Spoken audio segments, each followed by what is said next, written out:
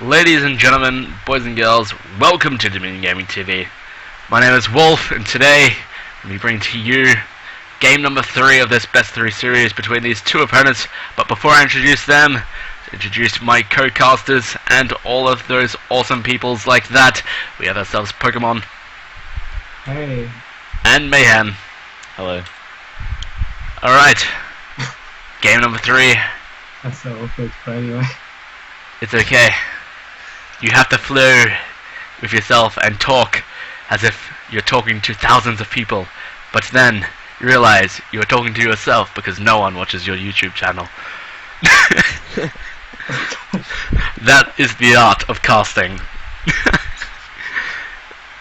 Anyway, we have ourselves these two fine players, both one apiece. It's best 3 series, but in the bottom left hand side, on Derelict Watcher, his name is IronLung, and his opponent in the green corner or top right hand side, depending on the way you look at it, we have ourselves a Zerg player hailing from Char, fighting for his queen. His name is Exan.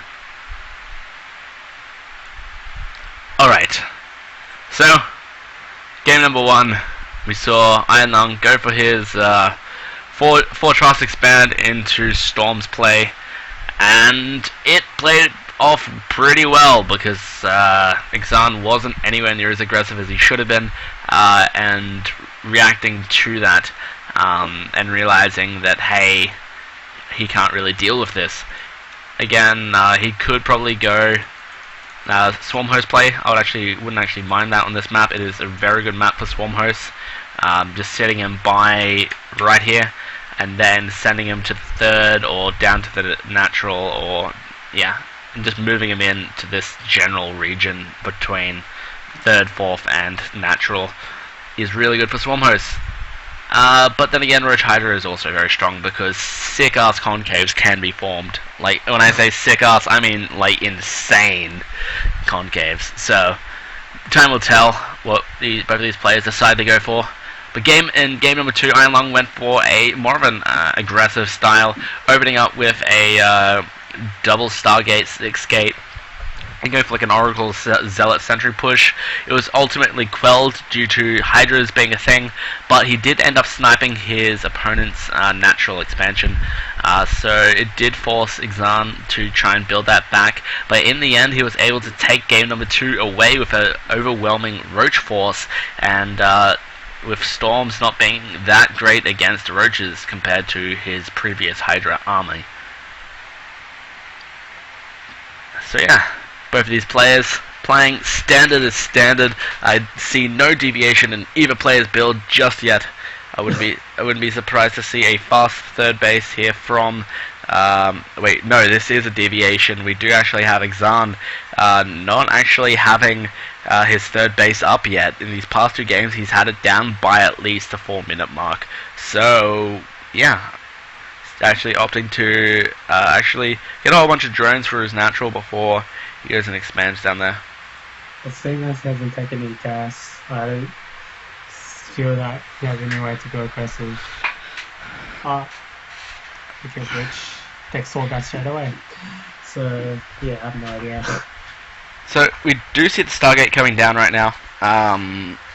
So I'm guessing this may just be for like a single Oracle to try and do some pressure, early pressure with it, try and get some damage down onto the drones and stuff.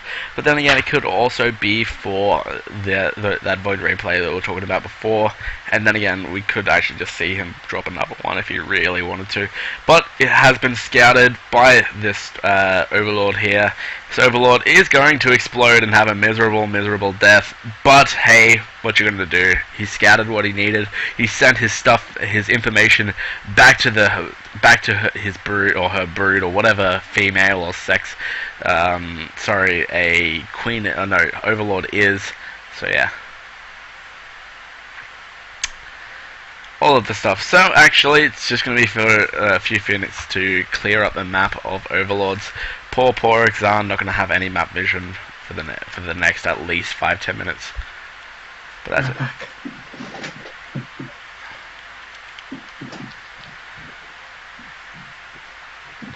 So Mayhem, as the resident Zerg here, what would you do in Exan's situation here? You don't really know what your opponent is going for other than the fact that he has Stargates. What would you be thinking about right now against IronLung, as you've played him a few times now? And what would you do to prepare?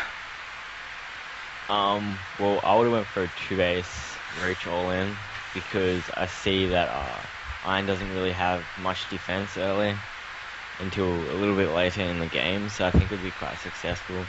But in the position Exan's in right now, I'd definitely be looking to going into Swarm Host, or maybe even preparing for a little bit of a early push of some sort. Well, he does actually have a lot of lava, and I mean a lot. He doesn't actually have a queen up in his main just yet, but he could really easily use that to max on roaches right now and just go for a push if he had a roach warren. But since he doesn't, I'm actually quite surprised to see what he's going. Just wondering what he's going to be doing. But he is actually creep spreading this game, which I do like. He is spreading all that creep out, so he will be able to push out a bit more. But as I say, that roach warren goes down as well as 2 Evo chambers, so I do believe we're going to be seeing another roach hydra kind of push going to be coming out of Exan, just not that infamous 11-minute one. Yeah, this push from IronLung could be quite threatening, actually, looking at it. He doesn't really have any forces to be able to stop this, but... Well, yeah, 52 lings. Coming out. So yeah, 52, right. 52 lings, and with additional stalkers coming down, I don't actually mind this too much. It's a pretty good work here. These queens are going to try and back off as much as possible. That's a lot of things. And those lings actually come out at the perfect timing, and they're coming in and just flanking everything. But the sentries did actually force field themselves pretty correctly here. Now the queen trying to do what they can, but it's just going to get lifted again and again. Some roaches are coming out now, and these lings will eventually be able to just take down everything. But it's at what cost? A lot of stuff has gone down and forced a lot of units here. But now that the roach production has started, and if he can just keep on putting down injects, he will be able to push this back. But for the time being, there is no injects going to be happening, and so he should lift up the roaches with his phoenix. His roach could be GG right here, to be honest. This is actually getting very scary for Exan.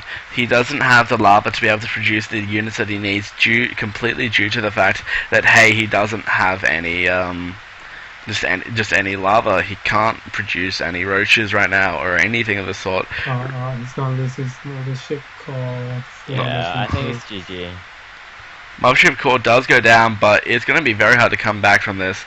He's going to lose a lot of drones, at least lose his natural and an Evo chamber right now.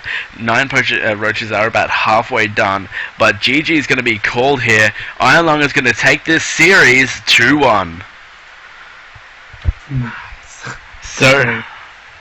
So post-game analysis, what are each of your thoughts on this game and what we saw from both of these players? I think IronLung played a lot more aggressive. I guess instead of going for his usual offense, he went Phoenixes. But I think he could have done a lot more with the Phoenixes by lifting up like units and stuff. But it was still well played. Mayhem? I think Exan should have prepared a lot more and done sort of really aggressive play, but IronLung just played too well that game, to be honest, and Exan had no chance of coming back after that push happened. Fair enough. Well, ladies and gentlemen, I've been joined by Pokemon. Say your goodbyes, good sir. Goodbye, everybody. Mayhem. See you guys. And, of course, myself, the one and only, the handsome wolf. And, ladies and gentlemen, thank you very much for watching. Like, favorite, subscribe, all of the thingos. Thank you very much for watching. Peace out.